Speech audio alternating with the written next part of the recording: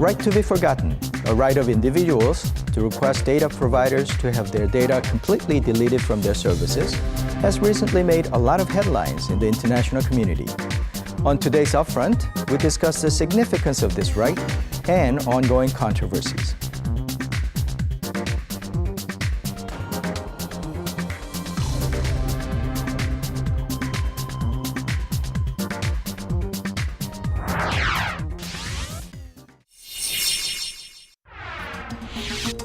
People are now living in the era of the huge internet world as well as the digital society. And it has enabled people to search any kind of information, including the personal data on the internet. However, violation of privacy, defamation, and exposure of personal data have become serious social issues. And as information on the internet is easy to be spread and also difficult to delete, there have been many cases of unwanted exposure of private information and online witch hunts. Accordingly, there has been a growing significance of the right to be forgotten, which refers to the right of individuals to request their personal information be removed from the internet. Right to be forgotten has become a controversial issue after a case of the European Court of Justice in 2014. The court ruled in favor of a Spanish man who had sought the deletion of an article that appeared on Google and newspaper pages, which was related to his old debt problems that happened 12 years ago. After that case, Google has received about 220,000 requests over a year to have personal details removed from its search engine. Along with the rising significance of the right to be forgotten within the global society, Korea has also taken its first step by releasing guidance on the right to be forgotten. According to the released guidelines, people can request website administrators and search engine operators to remove certain digital content of personal information. Upfront discusses the significance of the right to be forgotten and the remaining challenges.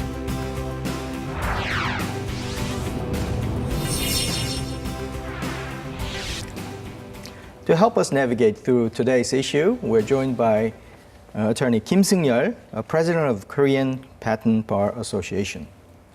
And also, we're joined by Professor Park Young-shin, professor of Korea University Law School.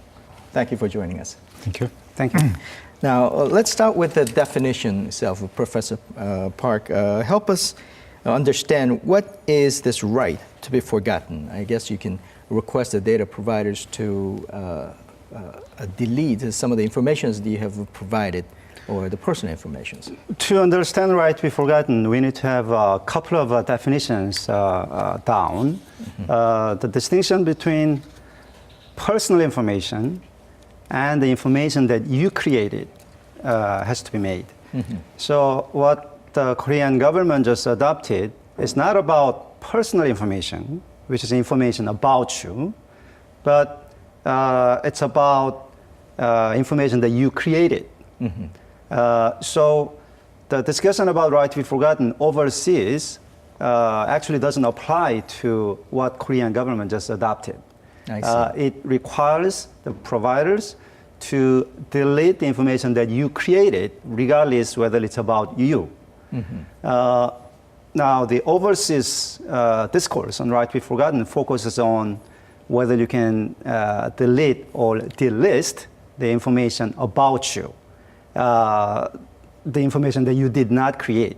I see. Yes. But then when we talk about the right to be forgotten, then we're talking about the information that you have created, but in terms of who created that. Right. So there are like three different versions. The European discourse. In European discourse, right to be forgotten is about right to delist the information about you from the search results, the results of a search using your name as the keyword. Now, the right to be forgotten that the Korean government that just adopted does not give you the right to delete the information about you, but give you the right to delete the information that you created in a certain service. Now, if you are shrewd, you will know that you already have the right to delete the information you created a lot of times, Right. as long as you have your ID and password ready. So there is a bit of a confusion about exactly what was just adopted by the Korean government. I see. I hope that because we have to both talk about both situations, I hope through the discussion it becomes more clear. Mr. Kim, but how difficult is it to delete your own information from the net? I guess you could, as Professor Park mentioned, you can request the portal site if you have created some information, or is there some falsified information that I guess you could request it to be deleted? As for the deletion process, it's like three categories. One is his own post, and another, the second called repost or original post. Right. And the second, the third parties posts. And the first one is just his own the poster, unless there is other third parties interest involved, then maybe it can be solved by bilateral actions between the search engine and the internet consumer or user. And the second one, repost, maybe is a little different. Maybe repost was incorporated in another website. Right. Then the third party is interest involved, and therefore we should get some kind of consent from them. Otherwise, maybe we need some kind of legal ground. Also, as for the third parties posts about for example, my own personal information, then maybe there is a need some kind of legal ground for such a post to be deleted. Otherwise, it will be possible. It will not be possible. And therefore, I think therefore is like the right to be forgotten has been enacted in Europe. To cover that area. Yes. Right. Okay, I guess this is a good time to talk about the case that made a lot of controversies. Maybe this is why we're talking about it in the first place. There is a landmark case in 2014. A European Court of Justice upheld a complaint. I think Professor Park mentioned that this case a little bit, Kosteha case. He had discovered that the Google can search his past debt problems. So he requested the data provider to delete it, and it became a court case. And the court upheld the right to be forgotten and called for Google to amend the results on the request. Now, this has made a lot of headlines.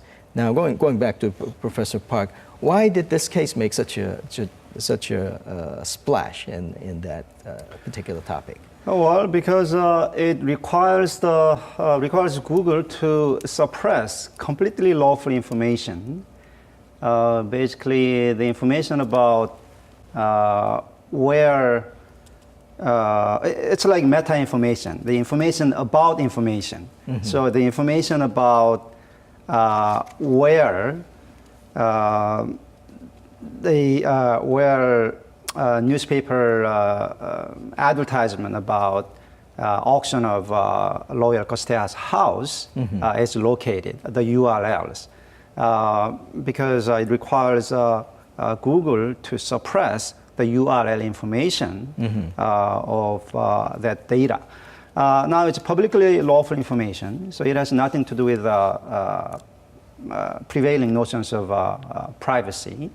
And it requires Google to suppress the information for reason that it is quote unquote no longer relevant because lawyer Kosteha is now a successful businessman. Right. Now, it is really mind-boggling to a lot of people because lawyer Kosteha could request, could make that request because now he has become a successful businessman. Because he believes that his past financial difficulty is irrelevant to his present. But for a lot of people, his past will be relevant information. I see. And what relevance that people can find in others' past is really decided by other people looking for that information. For instance, a researcher on judicial reform of Spain may want to cross-index his name because he's a lawyer with public auction data to find whether lawyers in that region have financial difficulties. And this, the decision basically required the suppression of completely lawful publicly information for reason that the data subject, lawyer Costeja, finds that past, the information about the past, irrelevant. But who is to decide, right? I mean, when you say relevant, you never say something is relevant. You always say something is relevant to X or Y, right? Now, the information about his past auction may not be relevant to his control of self-image, right? But it may be very relevant to other people. And you talk about controlling your image. Who owns your image? I mean, where is your image? Is it in my brain? Is it in my guess body? You come no. from Other people have your image, right? Maybe it's a freedom of press kind of issues, but also Professor Park and I myself included, from researchers or academics' point of view, more information is always better than less for even the public goods purposes. As long as it's lawful information, it should be made available. Right, but I guess you might have a little bit of different perspective. What's your significance? What do you see the significance of the Costeja case? As Professor Barr already mentioned about some kind of balance. I think this is a crucial issue, striking a balance between the privacy right and free speech. That is very important. But maybe I think the legal system is a little different. Continental laws, like as I mentioned before, is a very broad view on the privacy right. And also definition of defamations. In Korea, it's like, even if it's a true fact, some kind of defames others by alleging the true fact, can be defamation, can be constituted defamation. In this case, and therefore we should be careful in the definition of, or just the interpretation of some kind of link, such. It's like originally the bad financial condition was appeared in the local newspaper, and the second stage is like it was Google decide these articles will be retrieved and fall into the scope of the searches, and then that's the. It's how can I say, intentional act is involved, such as the linker, and then move into appeared in the search result. Right. And therefore, it's like currently is on the internet world and digital age, I think public display of the personal informations by the search link is very enormous, and therefore this kind of things, link is a kind of a separate and independent actor. Originally, therefore, the European Court of Justice that says newspapers article is okay. It's a kind under the press exemption doctrine. It's a public, but this stage is a little different. I see. A kind of separate and independent activities. And also, just like Google, search engines have some kind of discretions in determination which materials will be retrieved or linked. And they just arbitrarily discretions. They exercise. And then they kind of thing subject to the judicial review. And then say, just as you may be aware, continental law is legal terminology is very vague, which covers all the cases, but it can be sometimes concreted. Intentionally. It's by the case bias. 11C is very vague concepts, but it can be determined by the Google itself. Google decisions will be subject to judicial review under the strict scrutiny theories. And therefore, in this kind, for example, if, for example, his previous bad credit record, for example, under the California law, after 7 years, the credit information will be deleted upon the request of the credit holder. And in the same context, same token, just the European Court of Justice said, yeah, this is not relevant. It's no longer appropriate, and therefore it should be deleted.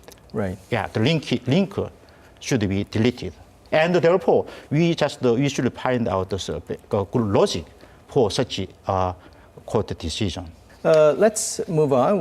We'll now take an in-depth analysis, which we already embarked on the major controversies surrounding this right to be forgotten and also the remaining challenges. But before that, let's take a look at a short video footage.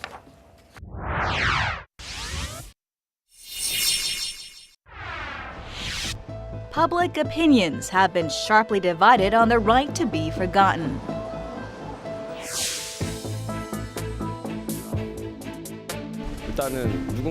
I might not feel comfortable with the fact that someone else might have access to my personal information, which I want to remove. So I think we should have the right to be forgotten. I'm not sure about introducing the right to be forgotten, as critical information might also be removed. Controversies have been raised over the protection of privacy and invasion of society's right to know. People who support the right to be forgotten have criticized the fact that individuals don't have the right to remove data or links from the internet, even if they are related to their personal information. In that sense, people can encounter disadvantage because of the unwanted posts on the internet when they try to get married or find jobs. On the other hand, people who oppose the right to be forgotten have said that if any kind of information can be erased by the requests of the individuals, it might be a serious violation of the society's right to be informed, which is one of the most significant and basic human rights, and it can also lead to the distortion of information. All eyes are now on the impact of the newly implemented guidance on the right to be forgotten when it comes to tackling the ongoing controversies.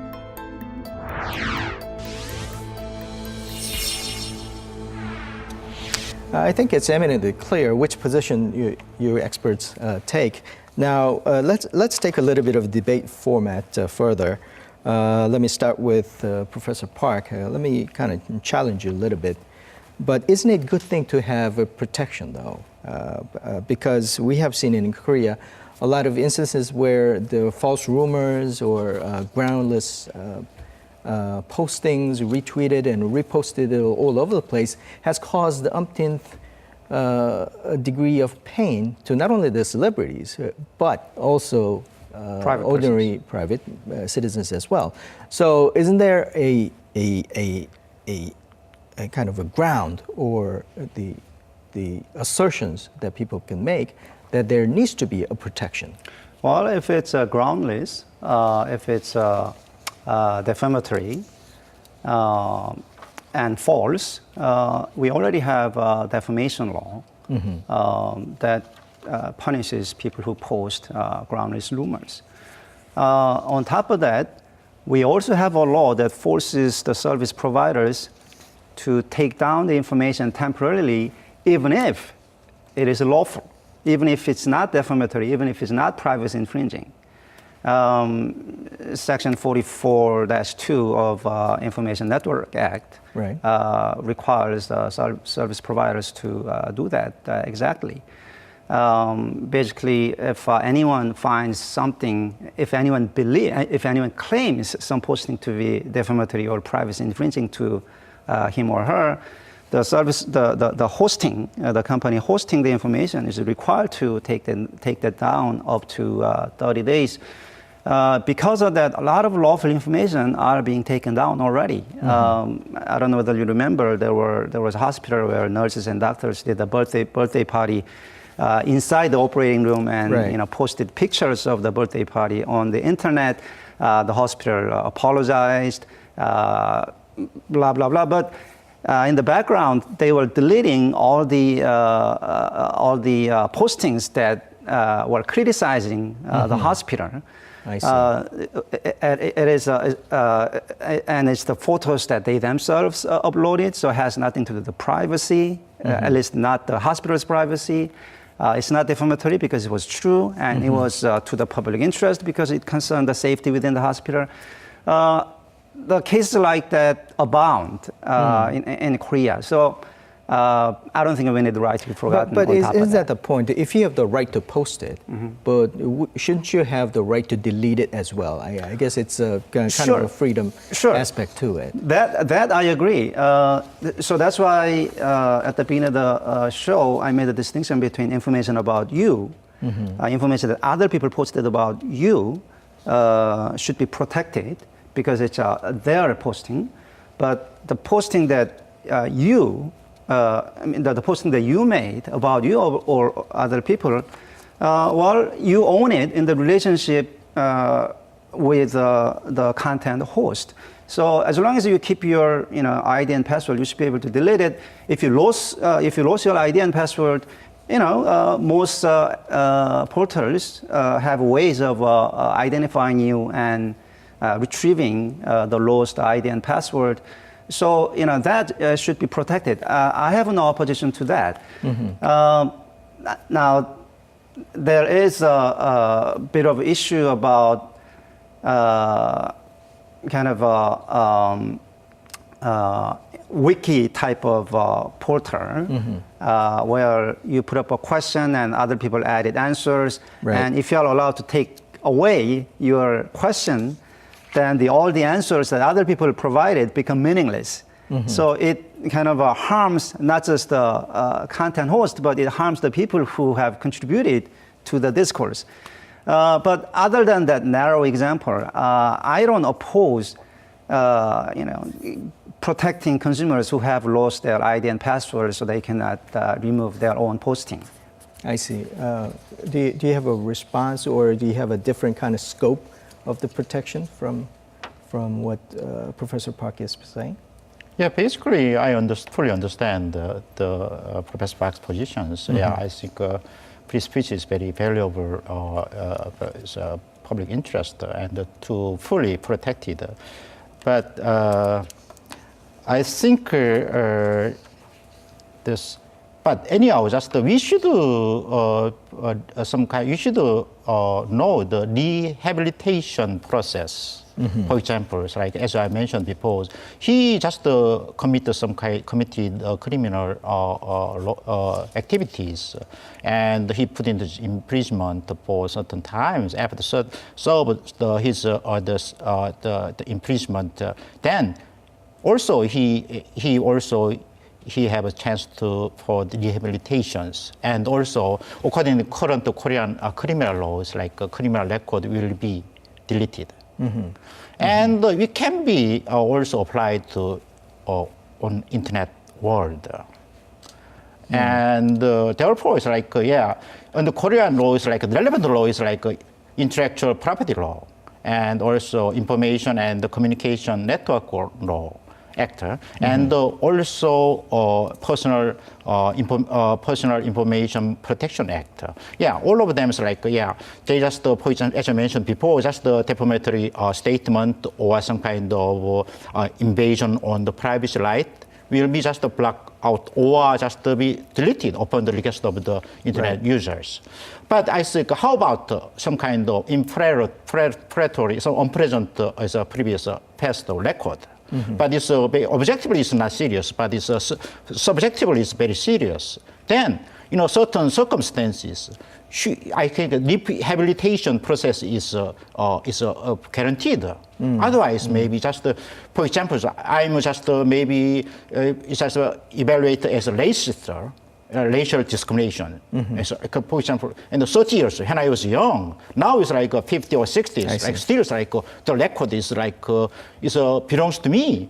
It's very too harsh, and therefore, in this case, for example, Gonzalez case says all kind of his bad financial condition was around several years ago, and therefore the court decided it is relevant, no longer inappropriate, no longer appropriate, and therefore the link should be removed.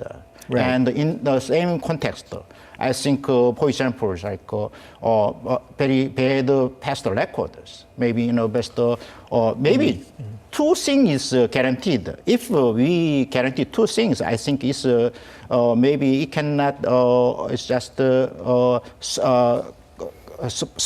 maybe just. Infringe some kind of free speech right. For example, like more reasonable standard for deletion. And also some kind of transparency of a deletion process. And for example, it's like, sorry about that.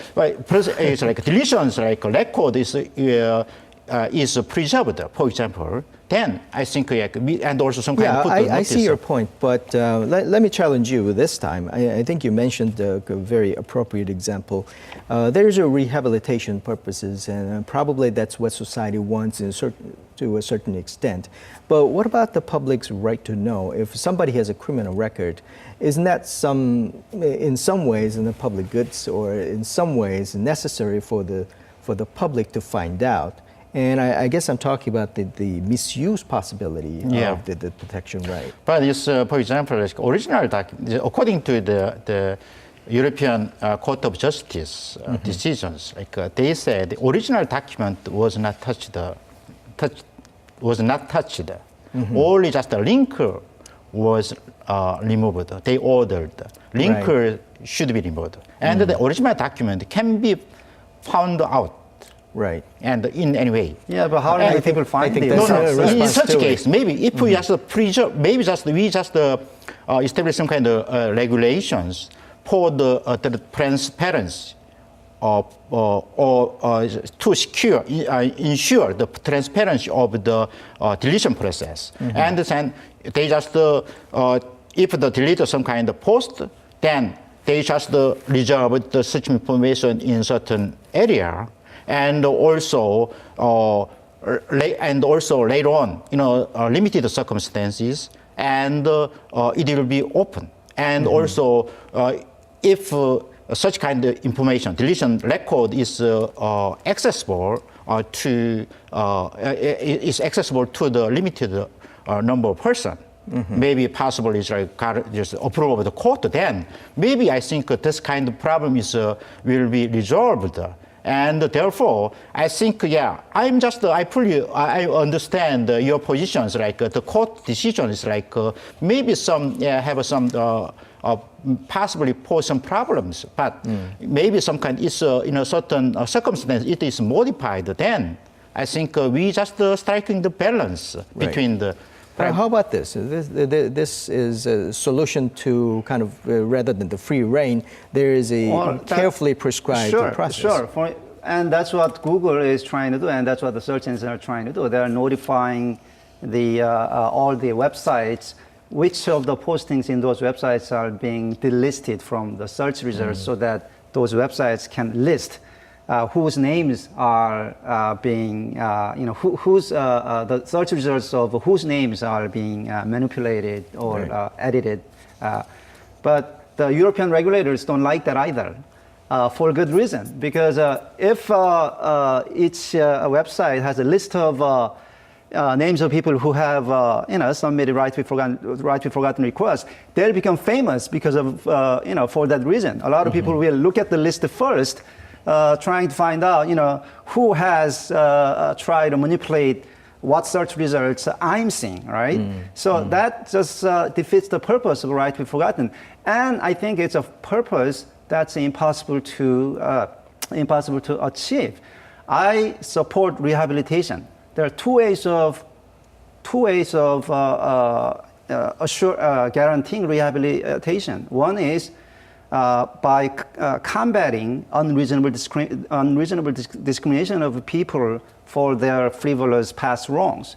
So we can have strong anti-discrimination law, so that people don't lose jobs for having committed petty crimes in the past. The other way of doing it is blinding ourselves to our own past wrongs, like suppressing the information. But if you do that, you don't give others fair chance to protect themselves. I see. There may be people who don't want to do business with others who have failed to pay their Social Security debts, right?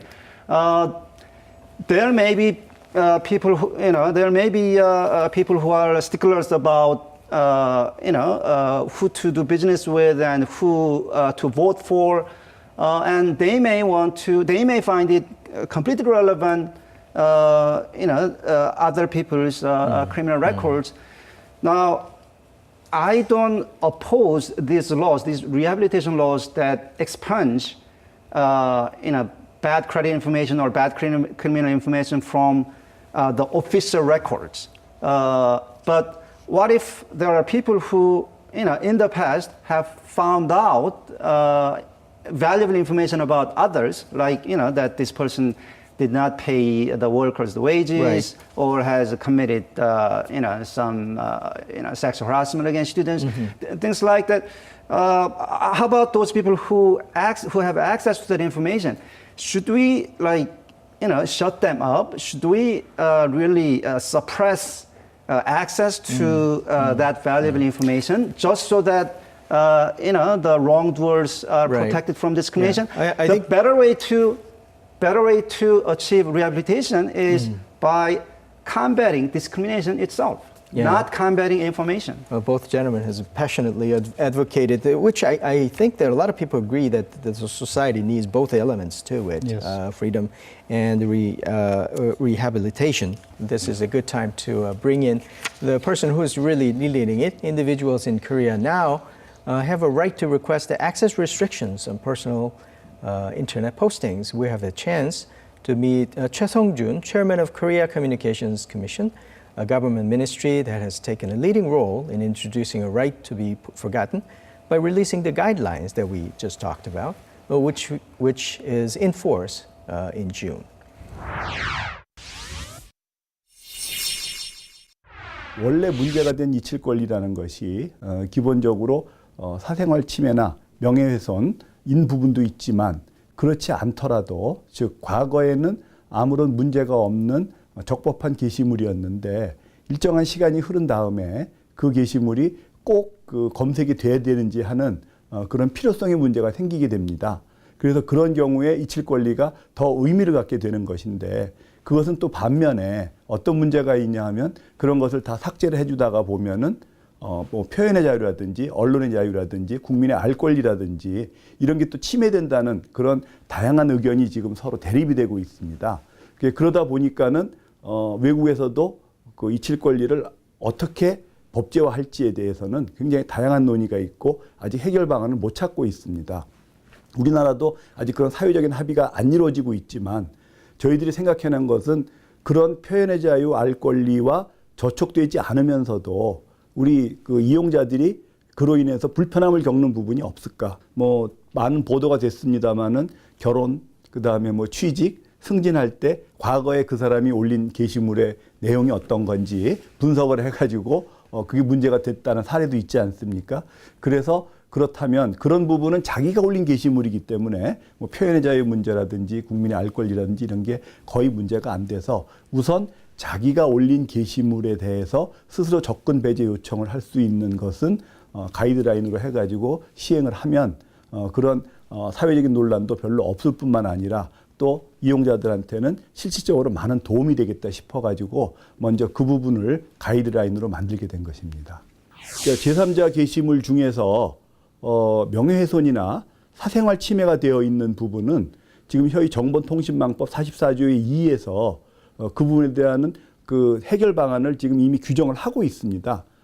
그 규정에 의하면 그런 사생활 침해나 명예훼손 등 권리 침해를 당한 사람의 경우에는 정보통신 제공 서비스 사업자에게 자기가 그와 같은 침해를 입었다는 사실을 소명을 해가지고 그 게시물에 삭제를 요청을 할 수가 있고 그 부분은 저희가 그 완전히 배제를 한 것이 아니고 앞으로도 지금 계속 노력을 하면서 이제 전체적인 사회적 합의가 이루어진다면 그 다음 조치로 더 나갈 그런 계획도 가지고 있습니다.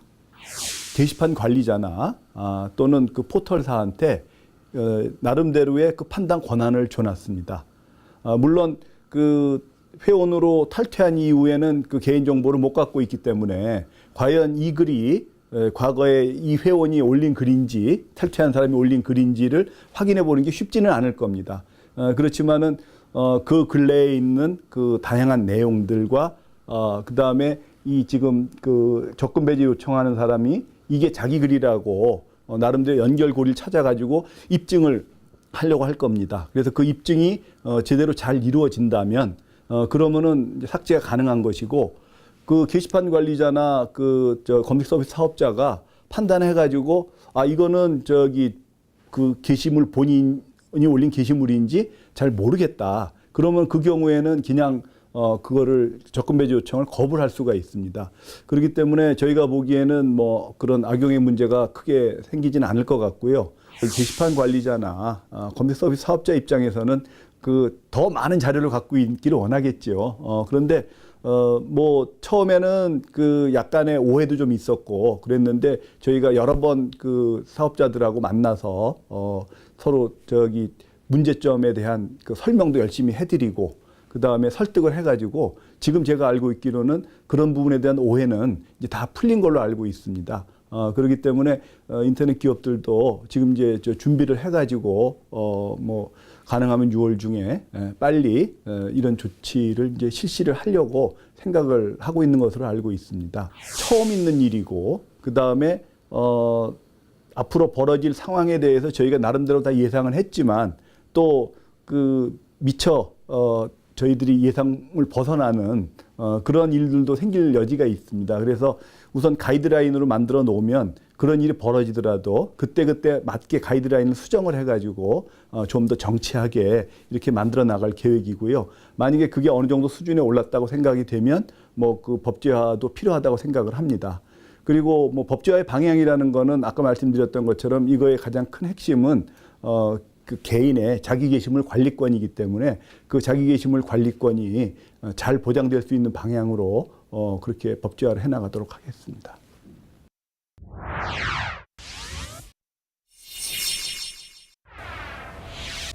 Now, with this guideline, probably we can make some distinction as to how we are different from maybe approaches from European Union and also Japanese case. Yes. KCC chairman described this guideline as a right to be forgotten, but it's not. Right to be forgotten is about restricting other people's right to talk about you, but what cases adopted does not restrict other people's right to talk about you. Mm-hmm. It only concerns your ability to withdraw what you have posted in the past. Mm-hmm. And it does not even concern reposting of what you have posted, like reposting right. At other service of what you have posted at your service. Mm-hmm. So it is confusing to a lot of people what the guideline is supposed to achieve, because most users of content host already can retrieve their lost ID and password to make sure that they can delete whatever they posted. Mm-hmm. If you know the ID and password that you have, and even if you have forgotten. If you submit special request, the portals allow you to reset find the ID and reset the password. Mm-hmm. So it's like a consumer protection, not data protection, that has been guaranteed. Many people complain that calling this right to be forgotten is not just confusing. But it's giving people false. It's falsely making people comfortable with the idea of right to be forgotten by calling it right to be forgotten. We already have truth defamation law, which restricts people's right to talk about truth about others.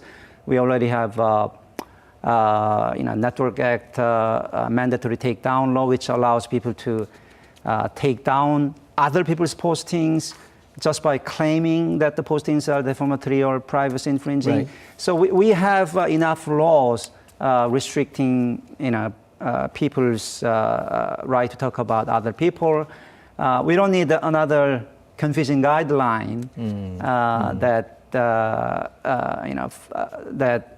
makes people believe that they can take down more of what other people have posted. Mr. Kim, I don't ask you to defend the guidelines, but as mentioned, the omission of the third-party postings in this, is this crucial? What do you think this guidelines Yeah, will but do it's, in that regard? that is a very crucial, and also that is a very controversial issues all over the world. And therefore, just the KCC should find out the solutions to establish the guideline. But in absence of underlying the act, the guideline itself does not have that much, does not have meanings. And therefore, but anyhow, just whether or not we should decide. As for the third-party post, we should grant some kind of right to be forgotten to the internet users. And that is very important matters, but it takes, I think it takes time. We need some kind of social discussions and research, and which will result in the social consensus about whether or not it will be enacted. Either enacted or not. But anyhow, just this guideline has some kind of some merits. I think there's some kind of process. For example, even if it's limited to the poster's own posture, but some people say there's blindness, like, and they put some signs, and someone just this is my own poster. He claiming that, then just they kind of they required some certain notification process, and therefore it's like a kind of accuracy or the kind of the reasonableness of the deletion process is a little secured in these guidelines. That is, I think, have a merits. But the most important thing is like just the guideline. Maybe just I think is in this guideline does not cover the third party's poster. That should be supplemented. From the case's point of view, they did mention that this is a starting point of their endeavor. So it seems like they're leaving some room that this could be improved or maybe amended later on. But going to a little bit of difficulties, I mean, you mentioned that you can delete your own postings under this, but if it's not the matter of just forgetting your ID or password, but if you as actively got out of the service, if you deleted your information, and current law requires the service providers to delete your personal information after a certain period of time, then if you go back and in order try to delete it, how would they ascertain, or how would you make sure that it's you that you're requesting your own deletion? Well, I think that's one of the reasons that although this guideline is fairly limited in restricting information flow, companies still resist that because the Constitutional Court struck down the real name information law back in 2012, and a successive amendments to personal data protection law prohibited the content host from retaining personal data. Without personal identification data, it's really difficult for the content host to really find out whether the person who came back to the company after several years is really the person who made the posting. I think that it's something that the companies have to make best efforts in. I see. In the way of, for the spirit of protecting consumers. Right. But then again, I mean, who is the consumer, right? Who is the person that they should protect? So it really becomes a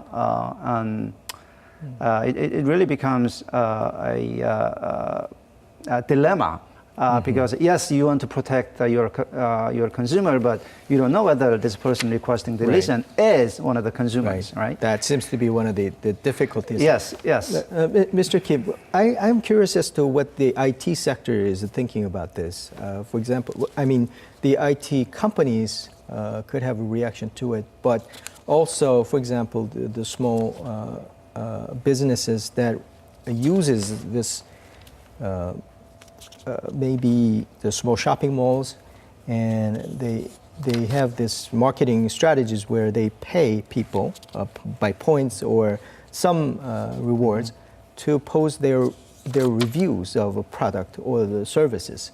And would that be a situation where if you pay for the posting, it seems like the posting is no longer the owner should have the ownership of the poster. Right. So there might be a situation where you post it and get the reward, and you want to retract your review. That might not be a good thing for the small businesses. The latter questions easily resolved by the legal principle of the current laws, because you already get reward for the providing the review on internet, and therefore I think legally it can be it cannot be belong to the original poster anymore. Maybe a third party's interest involved, and also there's such kind of things is within the foreseeable the scope or foreseeable risk.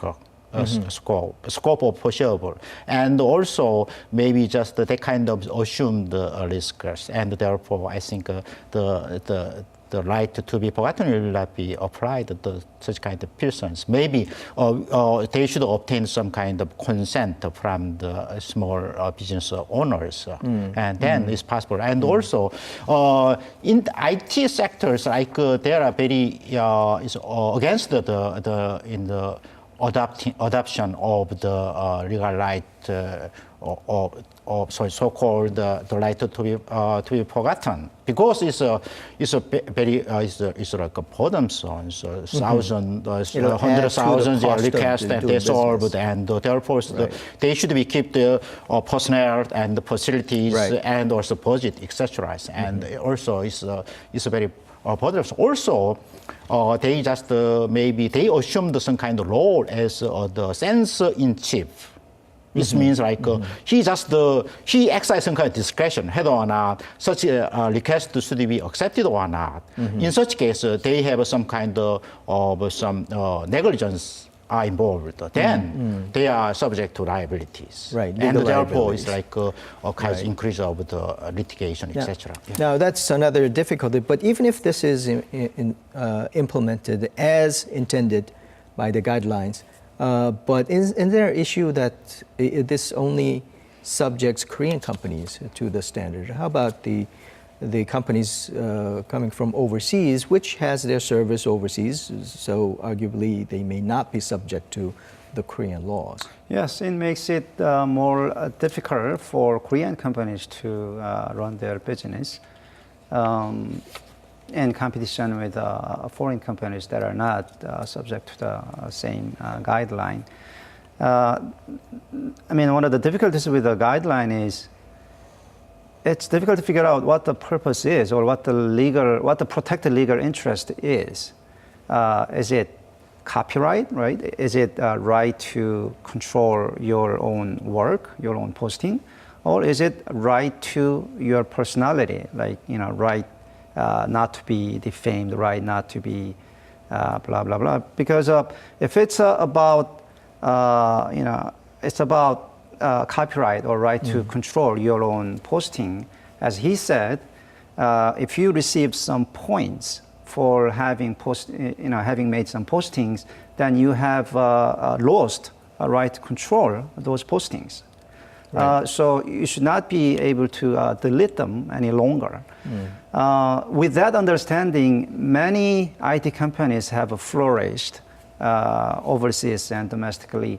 And if those transactions, those exchanges between the points and postings are not recognized, are allowed to be withdrawn a few years later, then it's really difficult to run businesses. And yes, I think that's why Korean companies are calling it reverse discrimination. I see. We're almost out of time, but I'll give you 1 minute each to offer some advices as to future directions, beginning with Mr. Kim. Yeah. First of all, just emotionally, everybody is more sympathy with the recognition of the right to be forgotten. But as it applied, especially America is more reluctant to adoption of the right, this right. But anyhow, just we are facing, right now, internet world and digital age. And we are just manipulation of the big brother, which is a search engine, such as Google. As I mentioned before, in the selection stage, which materials will be linked or searchable, then there might be some kind of arbitrary decision-making process involved. We are just all about that matters. And also, therefore, we should, this kind of right should be granted as a human right and also digital consumer right as well. And also, it's an offline world, like a rehabilitation process is well established. Same logic will be applied internet world. Okay. And you have the last word. I think calling the internet big brother is really unfair, because it is through the internet that people can watch and monitor what big brothers do. By allowing people to share information about what the government does, what the big corporations do, and what the powerful people do, we have democracy. By allowing people to freely exchange information amongst themselves, we have efficiently functioning market economy. The internet has contributed to that, and now calling it big brother and trying to countless individuals, trying to restrict countless individuals' ability to get more information about one another will, I think, backfire. With this government, with this Korean government guideline, I don't know whether to laugh or cry, because it has nothing, it has no restriction about that. It has no restriction like the European type of right to be forgotten, restricting other people's right to talk about us. But KCC also, so on that, I'm happy. But then again, KCC says this is only a start. So I'm worried that people may take false comfort and just believe that right to be forgotten is already here. So we just accept whatever restrictions imposed upon us on our right to talk about others. A lot of work is to be done ahead. Thank you for your contribution today. The balance between the right to be forgotten and the public's right to know, not to mention the complexity of the implementation, even if we come to a choice as a society, is delicate and controversial. As Korean society grapples with the digital landscape, any decision we make must be through much debate about who we are as citizens on and off the net. I hope this discussion has contributed to the effort. Thank you for watching. I'll see you next time.